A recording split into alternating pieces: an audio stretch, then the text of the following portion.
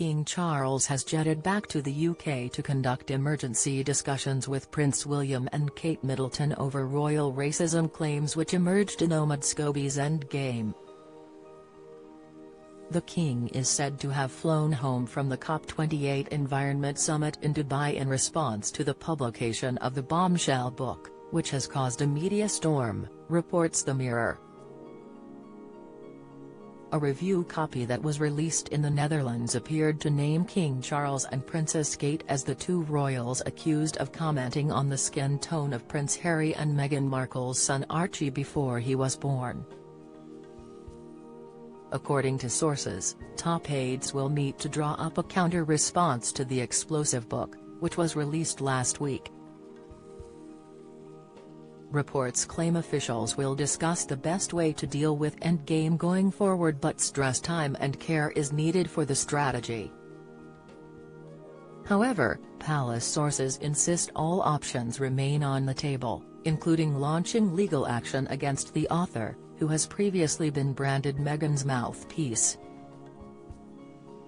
The Montecito-based couple has yet to comment on the matter despite coming under huge pressure to speak out about Scobie's research, reports The Express.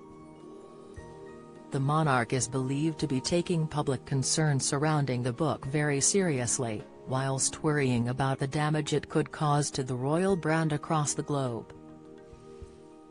However, senior advisors have said the working royal family will continue to carry out their duties this week in a business-as-usual fashion, with the initial tactic to be seen to be rising above the row.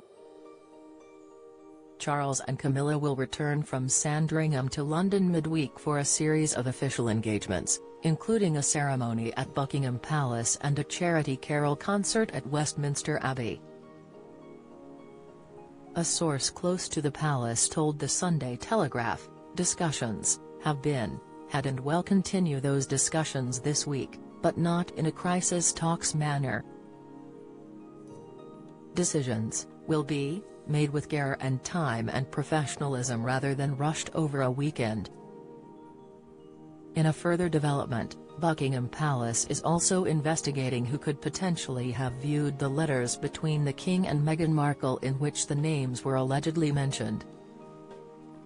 However, sources say they are confident the leak has not come from within palace walls, believing only a tiny handful of people have ever seen them.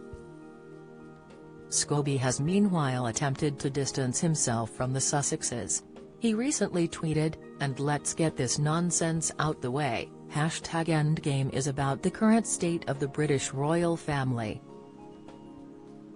It's not Harry and Meghan's book, I'm not Meg's pal, the Sussexes have nothing to do with it, their story is a small part of a much bigger one you can read in 12 days. When Harry and Meghan made their explosive allegations on Oprah, in an interview that was viewed by millions around the world, they sparked a public debate about who in the royal family might have said anything about the tone of Archie's skin color. In a multicultural modern Britain, such allegations against the monarchy generated debate on a matter of such public importance, with Scobie's new book claiming to add to that public debate. Friends of the Duchess of Sussex have insisted that she never intended for them to be publicly identified. They insist that the contents of the letters were not leaked to Mr. Scobie by anyone in her camp. But one source close to the royal family has now called on Harry and Meghan to speak out publicly on the issue.